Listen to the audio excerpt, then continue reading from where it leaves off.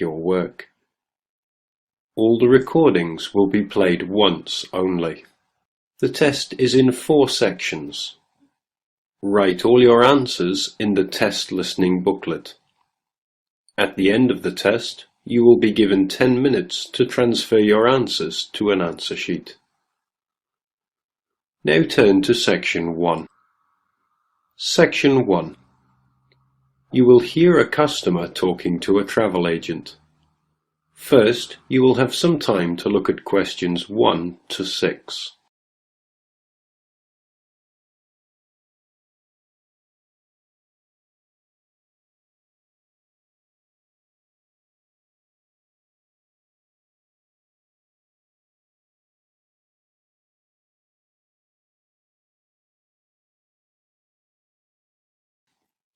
You will see there is an example which has been done for you.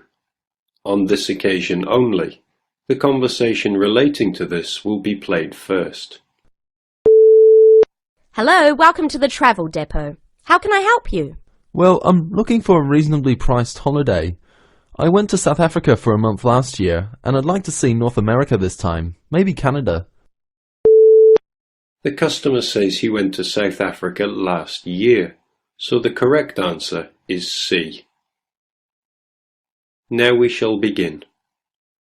You should answer the questions as you listen, because you will not hear the recording a second time. Listen carefully and answer questions 1 to 6. Hello, welcome to the travel depot. How can I help you? Well, I'm looking for a reasonably priced holiday. I went to South Africa for a month last year, and I'd like to see North America this time, maybe Canada. But I'm also interested in Europe if the prices to Canada are too expensive. I'm on quite a tight budget, you see. Well, you could go to Europe, but I'll get some prices for Canada first. I've been to Vancouver. It's lovely at this time of year. And we have some special offers on at the moment. Okay, well, I have some relatives over in Vancouver, so that would be good. I can always travel around Europe next year. Besides, it may be a bit too hot for me at this time. Right, let's have a look at some prices then. When would you like to go? Sometime at the end of next month if possible, but I'm quite flexible any time between the 24th and the 31st. I'd like to go for 3 weeks. Well, there's lots of availability for those dates. Now, if you're concerned about the cost, it's cheaper if you don't mind not flying direct. Sorry, what do you mean? Well, if you don't mind changing planes, then it's cheaper. Oh, well, I don't mind changing planes. In that case, the cheapest flight I have leaves on the 25th and changes in New York. It's only a short stop. You'll be in the airport for 2.5 hours. How does that sound? Sounds good, but what's the price? That's £412 for a return flight, but that doesn't include airport tax. Would you like to arrange any accommodation? No, I have a cousin I can stay with. All I need is a flight, so I think I'll take that one. Right, I'll just check availability for your return. 3 weeks, did you say? Yes, that's right. Okay, well, there are seats available on the 14th or the 15th. Which one would you prefer? The 14th sounds good. Yes, from the 25th to the 14th sounds fine. I'll reserve that for you then. Can you tell me your name, please? Jim Jackson. Is that Jackson? That's right. And can I take an address and contact number? Yes, it's 10 Allen Road, Oldham. Do you want a home number or my mobile? Either's fine. Well, my home number is 0151 433 398. Okay, so you're booked on flight number VN217 to Vancouver, leaving London Heathrow at 11:35 in the morning on the 25th and returning on the 14th. So that's 20 nights. Now, one more thing. You now have some time to read questions 7 to 10.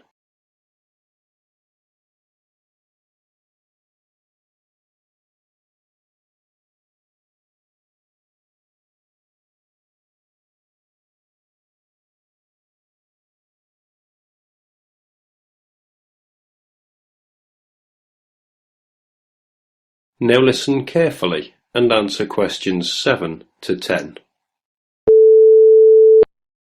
Now, one more thing. Do you have any travel insurance? We recommend all our clients take out some kind of cover, even though most people don't end up needing it.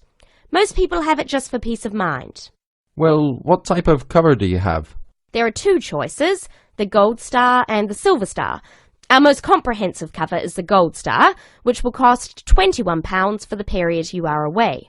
It's a good policy because it covers almost all eventualities, even extreme sports such as snowboarding and skydiving. What about the Silver Star? That's £18, but it doesn't cover you for any dangerous sports. Well, for £3, I think I'll take the first one. The gold cover, please. Right, and is there anything else I can help you with? Well, do you have any information about what to do in Vancouver? Yes, I'm sure there's something on the computer that can help.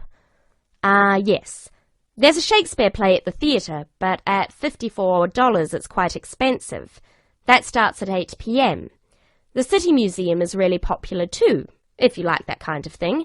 They have a special exhibition of Japanese armour next month. Entrance is free and the museum is open from 9 to 4:30, Monday to Saturday.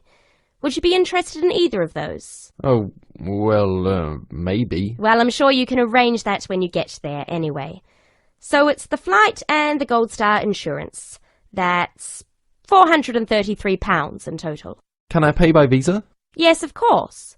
If you start... That is the end of section 1. You now have half a minute to check your answers.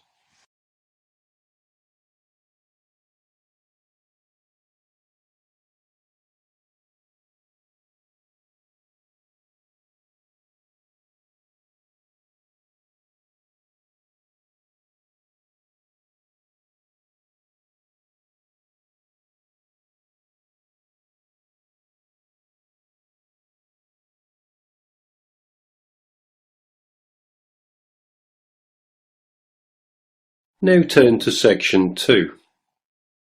Section 2. You will hear a speaker talking about property. First, you have some time to look at questions 11 to 15.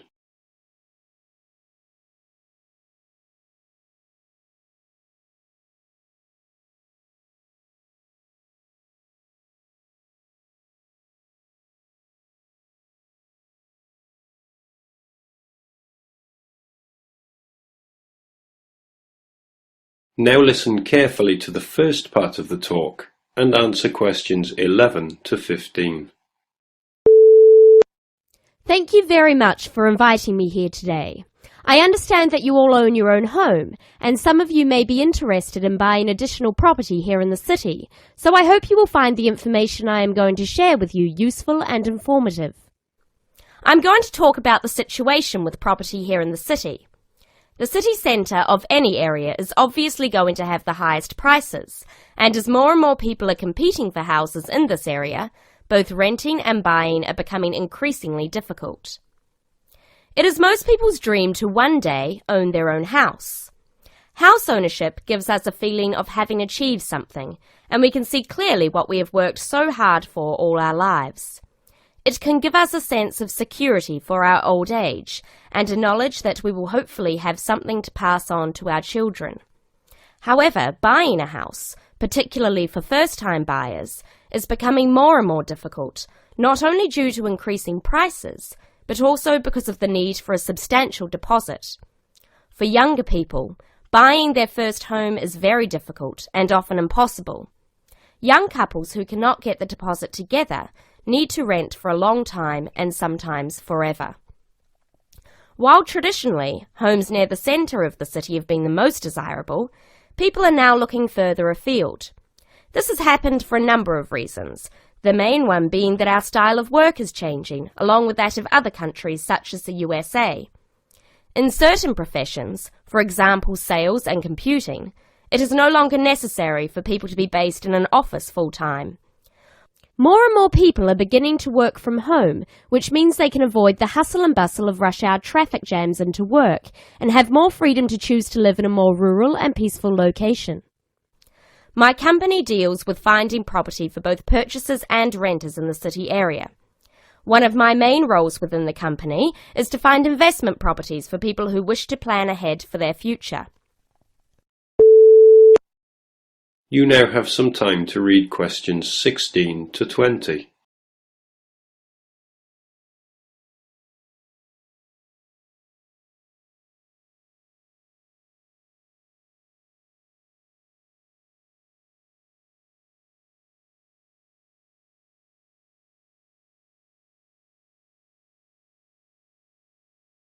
Now listen carefully and answer questions 16 to 20. An investment property is usually at the cheaper end of the market. People buy investment properties not to live in, but in addition to their own home in order to rent it out to other people. The advantage of putting your savings into property for the future is that you can be pretty certain that, as a long-term investment, your money will safely increase in value in line with inflation. Many people are turning to property investment instead of pension schemes, as we hear the horror stories of countries such as the UK, where people have invested all their lives into their pension schemes to find that now their money is relatively worthless. Houses automatically earn what is known as capital gains. That is, for every year you own the property, it becomes more valuable and often gives a better rate of interest on your money than most banks do. However, that is not to say there are no risks. There are people who buy property when the market is high and prices are inflated beyond their true value, only to find that when the housing market slows down, they are in a state of negative equity. Negative equity is a situation that arises when you owe more for the house than the house itself is worth. In short, the best advice is to be aware of the ups and downs of the housing market. Property investment, if handled correctly, can be enormously satisfying. I hope that this has given you an insight into the basics of the property market. Thank you for listening. Please raise your hand if you have any questions and I will try to be of assistance.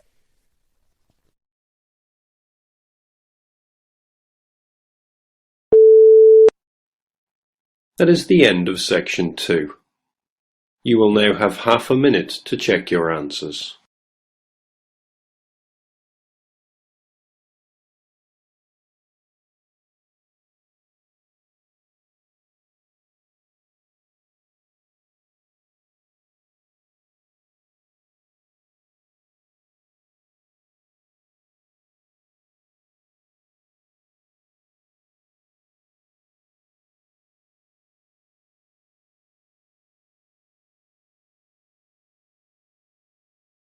Now turn to section 3. Section 3. You will hear two people talking on a radio show. First, you have some time to look at questions 21 to 24.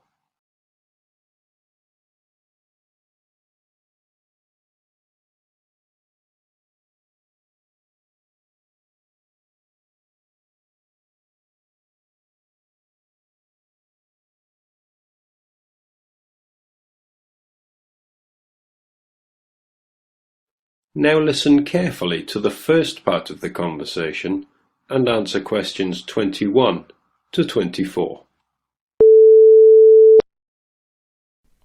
Thank you very much for tuning in today to listen to our weekly hour on conservation issues. Last week we spoke about the impact of environmental changes on primates, and this week, to continue the theme, we have invited in a specialist by the name of Professor Andrew Ripley, all the way from USA, to tell us more about the problems faced by the cat family. Professor Ripley, thank you very much for joining us today. It's my pleasure. Thank you very much for inviting me. So I understand that you spent a great proportion of your time travelling the globe and monitoring changes in population levels of the cat family. Yes, that's correct. Of course, we're not talking about the domestic cat here, but their majestic cousins such as the lion, tiger and jaguar, to name but a few. Which member of the cat family do you yourself find to be the most fascinating? Well, I've spent a lot of time recently studying jaguars, but the lion is still my personal favourite. It is the world's most social cat, and unusual in the way in which it chooses to group together with others of its species. Prides of lions basking in the sunshine are probably one of people's most vivid perceptions of the African bush. Yes, certainly. I totally agree with you.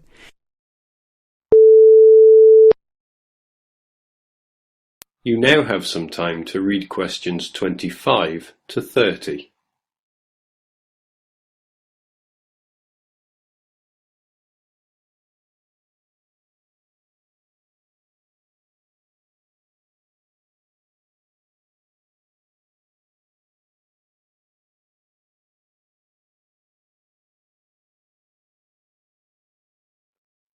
Now listen carefully and answer questions 25 to 30. Can you tell me the current lion population in Africa these days? Well, it's very difficult to measure it accurately. Figures range from 100,000 to as few as 30,000. But it's generally estimated that there are 50,000. In order to maintain the population and protect the species from poachers, many are moved to protected areas. Which member of the cat family do you feel is most at risk? For different reasons, a number of species of the cat family are endangered, sometimes due to natural predators or environmental changes, but mainly because of the threat of hunters. For example, I'm sure you're aware the bones and body parts of tigers have been and still are traditionally used in medicines in the Far East. And because of this and the demand for medicine made from tiger parts, their numbers have been falling for some time. And to date there are fewer than 6,000 tigers living in their natural habitat of the forests and plains of Asia. What is being done to curb the population decrease? Well, specialists such as myself work closely with conservationist groups such as the World Wildlife Federation, or WWF, to protect tigers from illegal hunting. WWF considers the drop in tiger numbers to be catastrophic, and they're working hard to conserve the populations in China, India, Indonesia, Malaysia, Thailand, Vietnam, and Russia. I understand that poaching is not the only problem faced by the leopard. Let me get this right. Is it the snow leopard which lives in the mountains in Asia? Yes, it is. Poaching has been a problem, but not the most important. Its natural prey, the animals it hunts, is declining too. Its natural habitat in high-altitude areas, specifically the pastures, is threatened by the growth of agriculture. It is this that is causing the main problem for the snow leopard. It is going to be extremely difficult for numbers to recover, but again, the WWF has been working hard to continue to fund projects to aid the snow leopard in Nepal and Pakistan, and hopefully Bhutan very soon. Well, this is fascinating information you are giving us, Professor. We are just going into a short commercial break. When we come back, I have a few questions for you about the puma and the jaguar. Remember, listeners, there will be an opportunity to phone in and voice any opinions or questions you may have for the Professor in 10 minutes.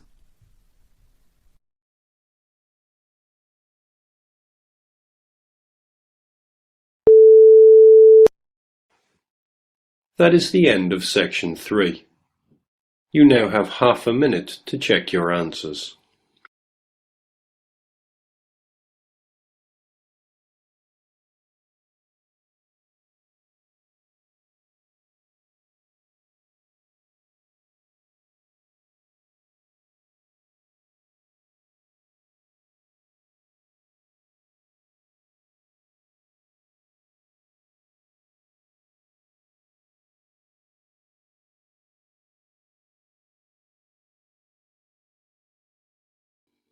Now turn to section 4. Section 4. You will hear a talk on the subject of overpopulation. First, you have some time to look at questions 31 to 40.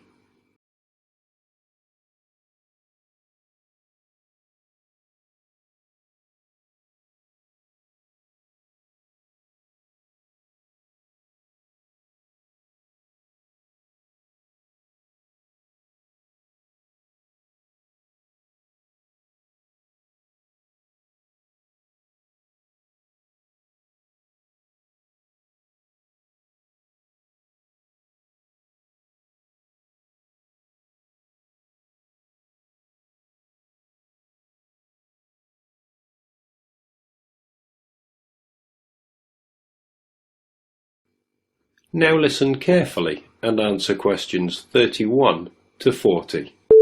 Good afternoon. I'm pleased to see so many of you here today. As I told you all on Monday, the lecture on overpopulation has been postponed until next week, as we have a guest speaker today. I'd like to introduce you all to Donald Mackenzie, who has recently returned from a 12-month research project in America. He is here to share with us some of the results of his studies into the problem of illiteracy. Hello. Now, as sociology students, I have no doubt that you are aware that it is commonly believed that one indicator of a developed country is the level of education of its citizens. Now, most of these nations have free compulsory education for all and strict teacher certification requirements. So it would logically follow that people from countries such as America would be highly educated. Yet, this isn't always so. In America alone, 42 million adults cannot read, and 50 million can recognize so few printed words they each have the reading ability of a 10-year-old. Frightening statistics indeed.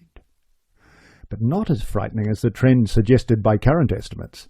The number of illiterate adults is increasing by approximately 2.25 million people each year, and although global statistics have not been compiled, it suggests an extremely disturbing figure. Now, inevitably, this is having an impact on employment. In America, the annual cost in welfare programs and unemployment compensation due to illiteracy stands at $6 billion and an additional $237 billion a year in unrealized earnings is forfeited by people who lack basic reading skills. There is also the cost of post-school literacy programs, which have been put in place in order to counter this increasing figure. A conservative estimate places the cost of these programs at $10 billion each year and growing steadily. Moving on. I'd like to talk about some of the causes of this increasing illiteracy. Children were taught to read by first learning the alphabet, then the sounds of each letter, how they blended into syllables, and how those syllables made up words. They were taught that English spelling is logical and systematic, and that to become a fluent reader, it was necessary to master the alphabetic code in which English words are written, to the point where the code is used automatically with little conscious thought given to it. And to make myself clear, I mean readers could sound out the letters, spelling them phonetically. Once a child learned this ability, attention could be turned to more advanced content. It seldom, if ever, occurred to teachers to give children word lists to read, or to make beginner-level readers memorize whole words before learning the components of those words, or to memorize whole stories, as today's proponents of the whole language approach recommend. Several recent studies have found that 90% of remedial reading students in developed countries are not able to decode fluently, accurately, and at an automatic level of response. The currently used whole language method was originally conceived and used in the early 1800s to teach the deaf how to read, a method which has long since been discarded by the teachers of the deaf themselves as inadequate and outmoded. English is an alphabetic language that when written, uses letters to represent speech sounds. When students were taught to read, they consciously identified the speech sounds and learned to recognize the letters used to represent them. They were then trained to apply this information to decode the names of unwritten words, understand their meaning, and comprehend the information presented as a complete thought. The English language contains approximately 500,000 words. Of these words, about 300 compose about 3/4 of the words that we use regularly. As I said, in schools where the whole language method is taught, children are constantly memorizing sight words during the first 3 or 4 grades of school, but are never taught how to unlock the meaning of the other 499,700 or more words. Whole language learning causes frustration, poor spelling, and hostility towards reading. Very bright children who can't memorize long lists of words and retain their meaning are placed in special education, when all they need is to be taught the 26 letters of the alphabet, the 44 sounds they make, and the 70 common ways to spell those sounds. Some researchers believe dyslexia and the symptoms of attention deficit disorder are actually caused by this reversal of the normal learning sequence. So, why do faulty reading methods continue to be used? Well, in short, it's big business. The sale of instructional reading programs is big business today. Each year, publishing companies compete for the adoption of reading programs and workbooks, which have to be replaced annually. Concentrating on phonics would seriously reduce the cost of education.